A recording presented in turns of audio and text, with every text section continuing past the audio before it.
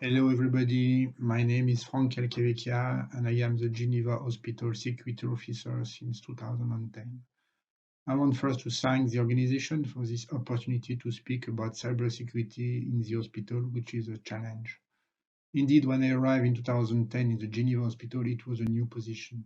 The topic was pretty new for everybody and many people didn't understand why it was necessary to engage a security officer. People used to say that there is nothing to steal within the hospital, it's not like a bank, or even that nobody would attack an hospital because we were doing care for the patient. Sadly, the reality is quite different, and we obviously need more cybersecurity in the healthcare, and you will see why. This talk is not focused only on data protection, but rather on cybersecurity challenges for an hospital, including the data. The first thing that a security officer in hospital want to avoid is what we can read on this slide, which is a ransomware attack affecting the entire hospital. In the past 2 years, it happens in many university hospitals, for example in France, but in other countries as well. In this example, as written on the paperboard on the main entrance of the building, the hospital was totally blocked, and the patients were invited to go somewhere else if they could. The entire IT was stopped, and patients were even exfiltrated to other hospitals around. It took them months to get back to a normal situation, and other hospitals who faced the same incident in February this year are still trying to recover fully. To structure this talk, three different cases will be discussed. The first one is about the human mistakes, could be either from an internal collaborator or from a partner who has a remote access to your hospital IT systems, or even a partner who is receiving your data in case of contract. The second case is about situation where your IT system are not enough protected and you just get hit by an untargeted attack like anybody else around you. And finally, the hospital is a target, and you will see. Let me give you some example for each cases.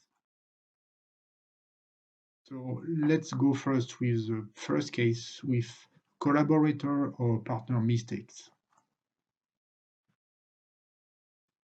As shown in this slide, in 80%, the root cause is really a mistake. It could be a simple click on a link in a phishing email attacks, or it could be a bug in the application. It could also be a lack of protection of patient data shared by someone on a cloud like Google Drive. It could also be an open database unprotected on internet and shared between researchers. You must know that an unprotected and unknown database exposed on internet will be hacked in less than 8 hours. Let's move on with the second case. When your IT systems are not enough protected, you might be hit by an untargeted massive attacks like anybody else around you. Let's see some examples.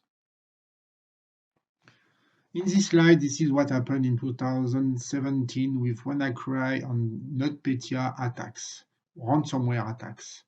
Initially, the hackers didn't want to specifically harm the hospital, but as the hospitals were not protected enough, a lot of hospitals went down, mainly in the UK and the US. Some reports say that the overall cost for the WannaCry attack in the UK, were about £92 million, and even something like 500 deaths. Why? Of course, the virus didn't directly kill the patients, but indirectly because patients did not get appropriate care when needed, they died. In a hospital, a major issue we may have is about biomedical devices like MRI, X-ray, surgery robot, and all other monitoring devices. For two reasons, in fact. Because most of them are pretty old and they do not get the required security patches. Suppliers are reluctant to engage seriously with cybersecurity in some cases. Most of them refuse to apply the security patch. When such an equipment has been attacked by a cryptolocker, you have to request the supplier to come to fix the problem. This might last days or even weeks for him to come. But the risks are not only with biomedical devices. Nowadays, everything is more and more interconnected within the hospital, and this could open new vulnerabilities. In this example, I took the case of a sterilization machine we do have in hospitals, and this one is open on one hand on internet for remote maintenance by the supplier, on the other hand on the internal network. This creates an unsecured bridge between the internet and the internal network. Another big concern we do have is about patient implants, like cardiac devices or insulin pumps. Initially, the risk was more theoretical than practical because with older systems, the hackers needed to be really close to you, just a few centimeters. But with the new generation based on mobiles communication, the risk is much higher because first, the Bluetooth is not very well secured. Second, mobiles get more and more viruses. Third, the Wi-Fi could be hacked. And fourth, you don't know exactly what about the cloud collecting the data. So now the hackers could be very far away from you, somewhere else on the planet, not just close to you, which is another risk. And finally, let's talk about the new targeted attacks affecting hospitals. Indeed, some hacking groups now are focusing on hospitals because they understood that the medical data is very high value for resale on underground markets. And they also understood that hospitals are not well protected, so it could be easy to get easily a lot of data to make a good value on the web underground market. On this slide, I took two examples with two different groups, Orange Roam, which was the first one, and a new one, Fin12, who are targeting 5 hospitals. A question you may have is how a hacker can find and access a target from a specific hospital. This is really simple, thanks to internet and tools like this one on the slide named Shodan. Shodan is an engine dedicated to scroll the internet and to register all the equipment it can find. In this example, I search from all open equipments in Switzerland and accessible with the DICOM protocol used by imaging systems like MRI and X-ray. And as you can see, I found 100 certified equipment. And if I click on one of these equipment, I can focus on this one, and the tool provides me with all the open vulnerability I can use to hack the system. This is what you can see in the red bubble. All the missing patch I can use or hacker can use to try to hack the system. So everything is there. It's available to anybody on the web. The reason why hospital becomes a target, it's because, as already mentioned earlier, the medical data is high value for resale on the underground markets. As you can see in this example, medical identities for a common person, not talking about a VIP, but a common person, can be sold for about $50, which is around 10 times more than the financial identities.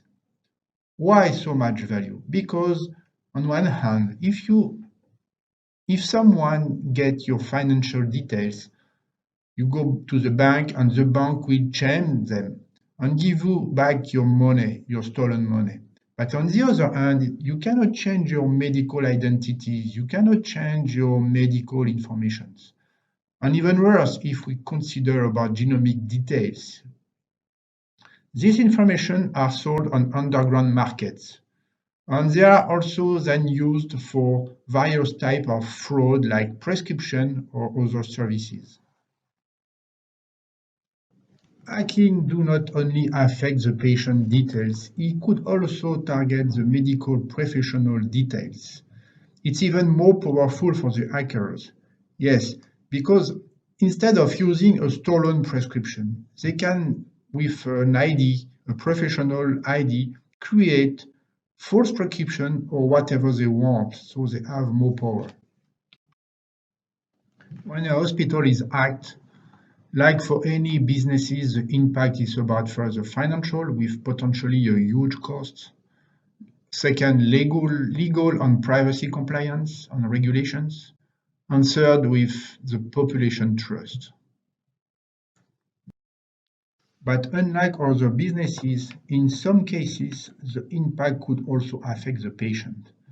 Imagine a malware on an MRI or a surgery robot, and can you imagine what could be the result for the patient? As already mentioned earlier, the healthcare is pretty late and not enough prepared in terms of cybersecurity. For example, most hospitals are still running old equipment with retired and obsolete version of Windows. We cannot replace them as we would like because the cost to replace all this equipment is just unaffordable. Finally, as a conclusion for this talk, for a security officer in a hospital, priorities are not only to ensure patient data confidentiality, as some people initially thought. No, the first one is really about availability, because when we lose the IT, the hospital just stop. Then we must ensure data integrity, because if, for example, prescription data are corrupted with either a bug or mistakes or an attack, then the patient could be seriously affected. And finally, of course, we must also ensure data confidentiality and make sure that the data won't be available tomorrow in Google, which is not so easy when you are in a university hospital with thousands of students, researchers who need to publish their results, which open another area of discussion about data anonymization, which is another challenge. Thank you for your attention.